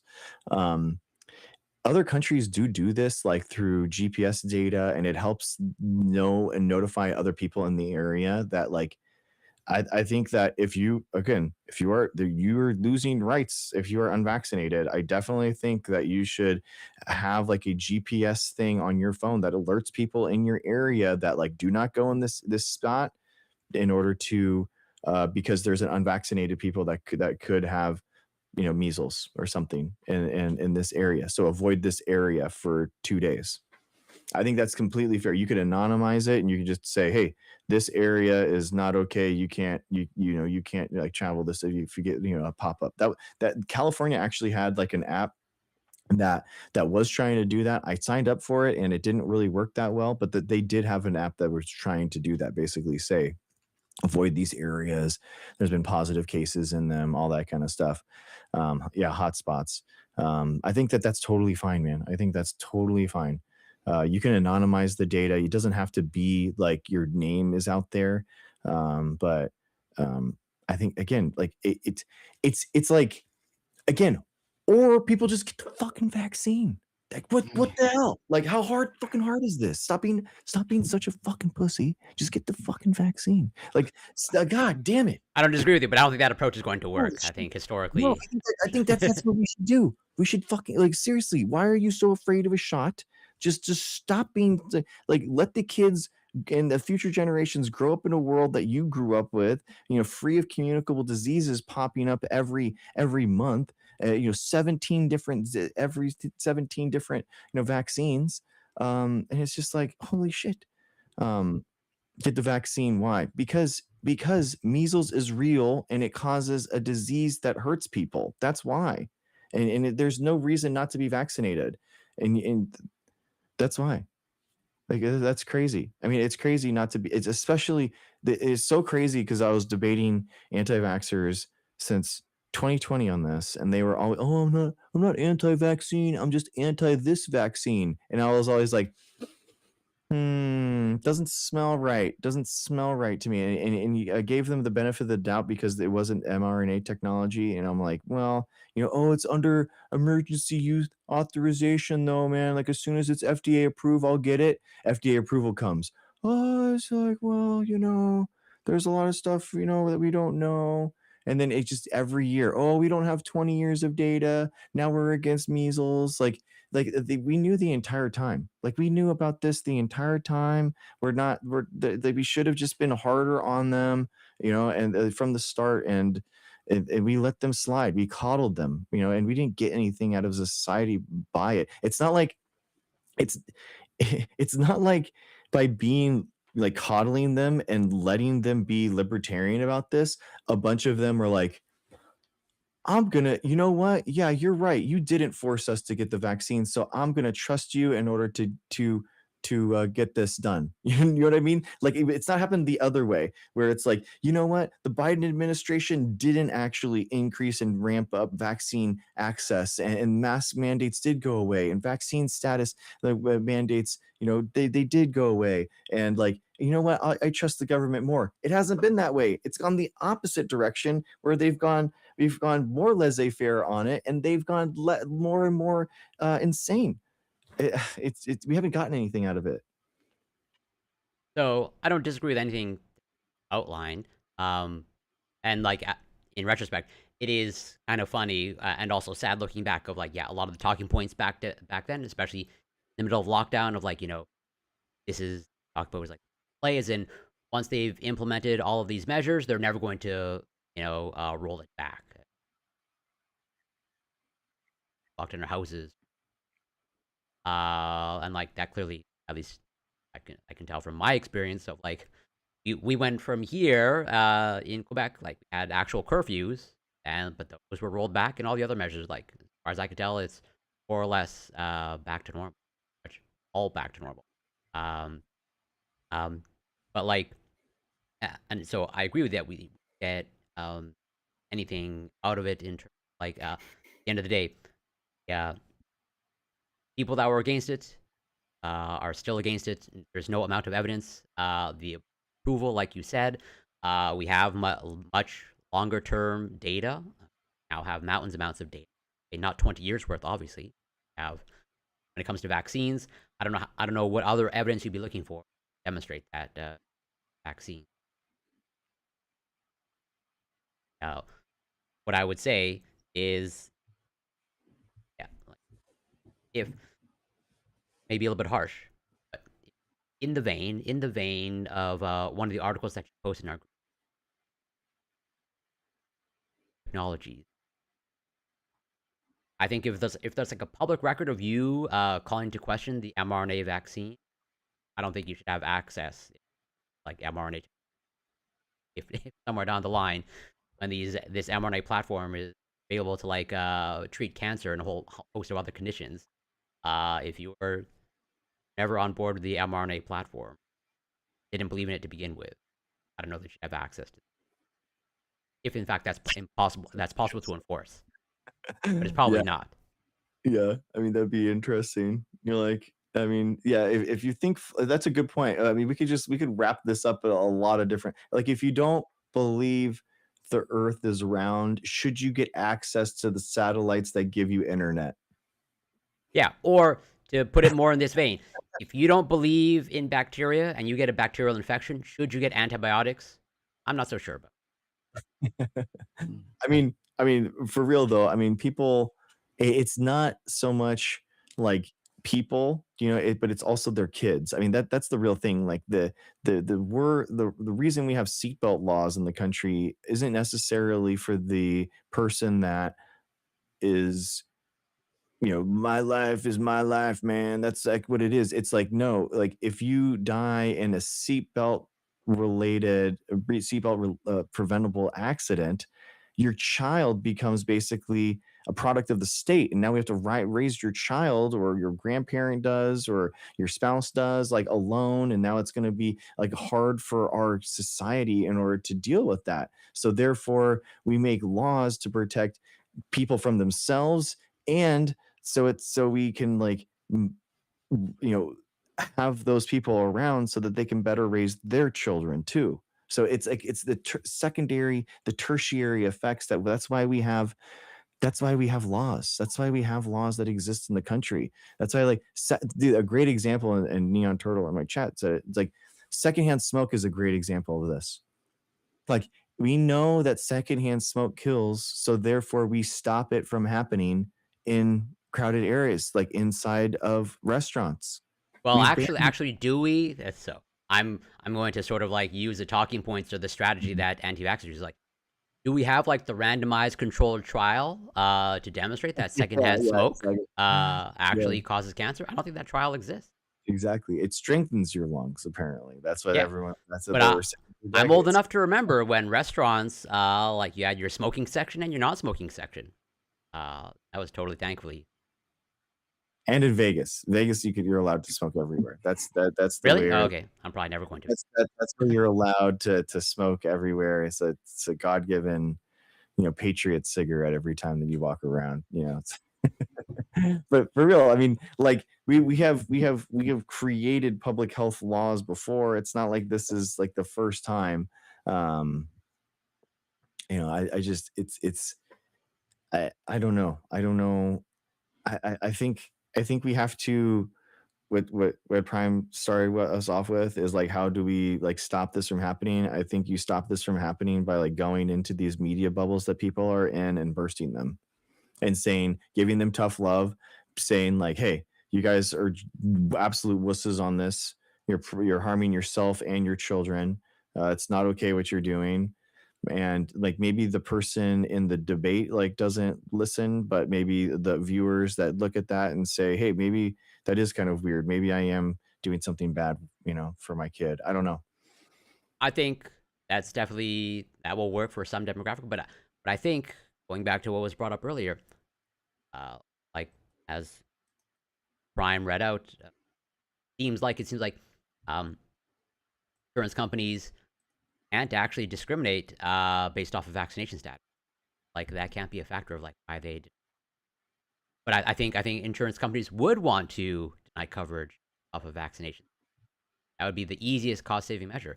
Where like I think it all goes back to not all, but I think that aspect of the ACA is like damaging. I don't know for sure, but I have very little doubt that if given the choice, insurance companies would absolutely want not to cover end result of someone not being. That's like the cost saving.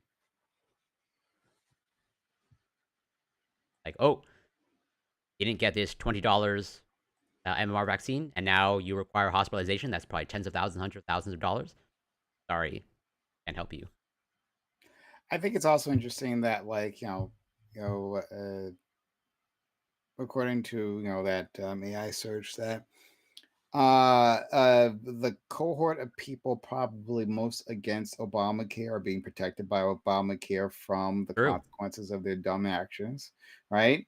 Like, if it wasn't for this thing that I'm sure they curse out, like this cohort of individuals who are most likely deep within the conservative media sphere, right, and who talk about how this is, socialism. It's definitely not. I wish it was. That is destroying the country, being Obamacare. But that if it wasn't for that, they'd be paying absolutely sky high premiums right now. Interesting, as always. Uh, Yeah, it's that's what sucks too, man. It's like not only is it like a lack of public health that's gonna hurt people, but it's like just the money, just the money cost alone. You're like, why? Like I hate to bring that down to it, but I think that if we're talking in dollars and cents, I think it's easier for people to understand. Like, it's vaccines are an 11-to-1 economic driver. Like that's why governments subsidize them. That's why they want to make them. That's why they allow pharmaceutical companies to make them in batches that are very large and subsidized and all that kind of stuff. That's why it happens. can you explain that? 11-to-1 economic driver. Yeah, so it's kind of like the like when you give someone like universal basic income, right? They're gonna spend that money directly, and so you're giving that person that money, and then it's spent in the economy, and then that company spends money in the capital expenditure. So it's like it actually generates more income, and more of an economic driver than just the dollar spent. Uh, Mm, versus like tax cuts for billionaires, for example. Give billionaires more money, they take that money, they buy stock with it, and it sits there and dies. That's like a great example, right? Like it doesn't really move around in the economy. Um, versus like a vaccine, like vaccines allow people to go to work, go to large areas. They allow them to not be sick all the time. They allow them, kids to grow past the age of 13. Vaccines cause adults, mm, before vaccines and antibiotics, 50% of kids died before the age of 13. 50%. Now 50%. Now it's 4%. Now it's 4%. So I mean, it's like we're so those kids can now grow up, and now they are part of the economy, and now they're part of the economic driver too on that stuff. So it's like it all it's cyclical, and they're so cheap. Vaccines are so cheap. I mean, this is why like the Gates Found everyone dogs the Gates Foundation on this, but why is such a big thing for the Gates Foundation vaccines? Because as an ROI, it's like the number one thing, the cheapest thing that you can do is for a nation that's plagued with disease is to vaccinate that for that disease. It's mm. preventative medicine. Yeah, I agree with you. It's pretty much like your biggest bang for your buck. Unfortunately, it seems like for many or most humans, like pretty much that consequences of that uh, don't don't generate this like salience, or it's like, yeah, a child growing to adulthood. It's hard for you to connect with that sort of consequence, that outcome, as opposed to it's like your premiums going up, or it's like, oh, I actually have to pay for this medical care. That is much more salient on a person's mind. Oh, I direct consequence actions. Other, I can actually tangible. Um, uh, that's why I think that would probably, I don't know for sure, but I think again, uh, discriminate against or rather unvaccinated people to cause premiums to go up, or for them to actually be in charge of paying for the healthcare, might result in or change in behavior. And even though you have the better argument and the overall better outcomes, for whatever reason, resonating. Just like uh, easiest way or the simplest action of like putting on your seatbelt is like one of the easiest ways to protect yourself in a car. But for whatever reason, some people there's still a significant proportion of people that still just not put on their seatbelt. So, but just the uh, that simple act alone, you increase your safety in a car tenfold. But since it's like you doing nothing, like just the effort of like the extra motion of putting on your seatbelt, that's like a barrier to entry. And for some people, doing nothing, that's the path of least resistance.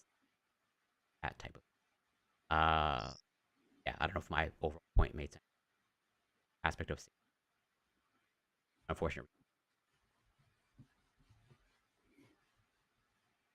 Yeah, I agree. Are you anything to say? I feel like I'm rambling. Sorry. No, it's fine. I think I might have to tap out soon here. Okay. Yeah. No. But yeah, I thought this conversation was interesting. You know,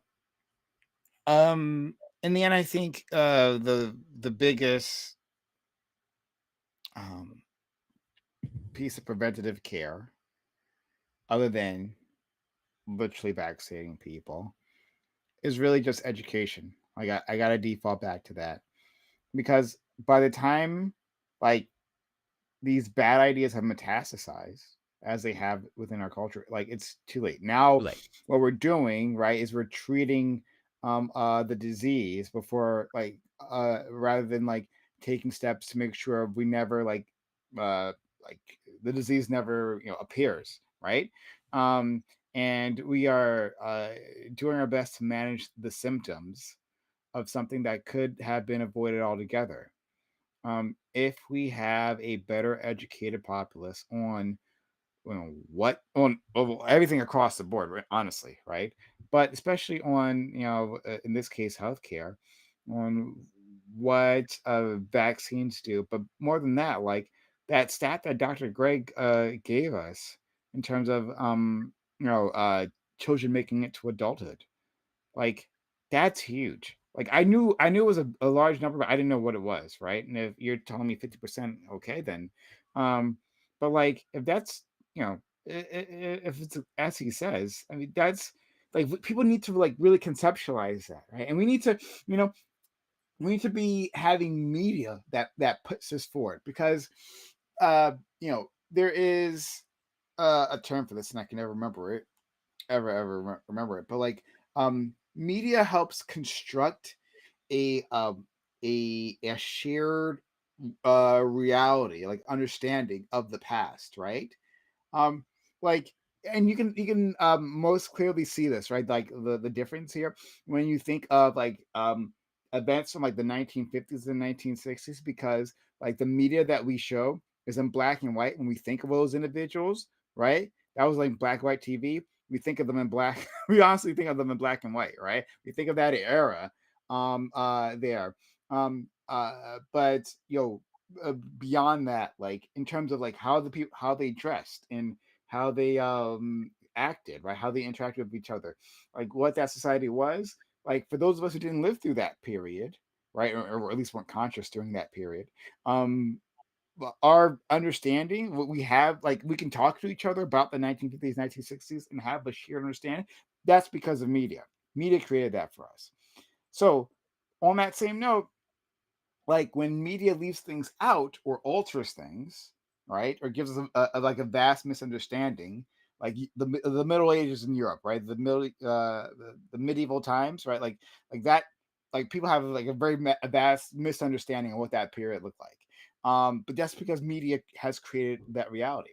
So specifically, like before vaccines, like we need like media that shows what that looked like, right? Like people need to understand it. Like they need to like see it in books. They need to read in books, see it in television and movies, right? This is a part of reality that we very rarely touch. Like I remember seeing a few things when I was a kid about some some child dying and some family grieving over it, right? Because they call it a disease. But like that was while like the disease was like a plot device to get to have drama within family. Like the idea itself of focusing on what this actually means, that this is just a regular occurrence. That yes, kids are just dying all over the place. This is just like what families dealt with, just how things were, right? And how things were for all like human history, and there's probably those numbers are probably higher again before we had things like a sewage system in toilets, right? Like we talked about last week, right? Like it's even higher when you're handling your own feces. But like since we don't have that public understanding, that since that's hidden from us, like we don't have that common knowledge to draw on, right? And then act on. So to say like that's a past we don't want to go back to. And so like yes, it takes an education, it takes for people to be exposed to these things, to have that part of our understanding of the world. When it's completely lost to us, then yes, like grifters and charlatans can actually convince you that yeah, measles is not that bad. Crazy. Yeah, I Yeah. agree wholeheartedly. One of the last things that I'll say, and maybe I don't know, but maybe offer a little bit of hope, because ultimately, this is not like a partisan, or rather, things have changed dramatically. I don't know if anybody remembers, but if you go back 20 or let's say mid 90s, 2000s, anti-vax was definitely heavily on the left. Gwyneth Paltrow, Jenny McCarthy, there was a huge anti-vax movement left. Uh, Paltrow. But yeah, but I don't know exactly what has shifted, but not that everyone on the left now is like super pro-vaccine, but I think the numbers are clear of like now the anti-vax movement is on the right, and so it's like what has happened that it went from the left to largely on the right. Like yeah, this is a whole thing around celebrities, largely like in California, again like Gwyneth Paltrow, like natural remedies, and healing crystals, and like yeah, don't vaccinate. And Jenny McCarthy, wife of Harry at the time, like notoriously anti-vax, and I think still anti-vax some day. Um, and so it's like, yeah, or like not really a partisan issue, or like, yeah, what has changed? I don't know, but clearly, all that to say is things can change. But now, hopefully, the shift we can now stamp it out on the right. We're now be convinced the right vaccines are. Mhm. Yeah. Nice guys. Well, thank you guys for coming on. I appreciate it. That was a really good article. Thank you, Corey, for recommending it. It was actually Thank you. put numbers for the first time on the decline and the money, and I feel like the real, sorry, not money, the infrastructure that's being lost because of this Maha insanity. So yeah, tens of thousands of PhDs, guys. It's awful. So anyway, guys, shoot, we didn't do. Can you guys say your just chat real quick so people can follow you on TikTok real quick? If you don't have your, Not if you're even in there. Prime okay, Kai, PRIMECAYES. That's where you'll find me. yeah, I'll put it in. Thank you. Guys, and then it's Corey Campbell. Yeah. Twitch, well, Twitter technically, YouTube and Kick.com. You'll find me. You'll find Corey there as well. We do our regular debates. So come join us. We'd love to have you. We have like really raucous debates. So anything that interests you, like give me a follow. I'd love to have you. Yeah, leave it there. Thanks so much. Sweet, guys. All right. Well, thanks for the chat, guys. See you next week. Always a pleasure. See you next week. Take care. Yeah. Be well. Bye. Have a good weekend. Bye.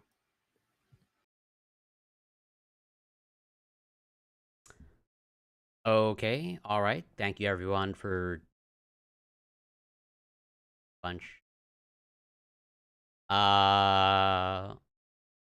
Thank you Wolf Clan for passing by. Orange Hue, Revolving Sim. Just I forgot.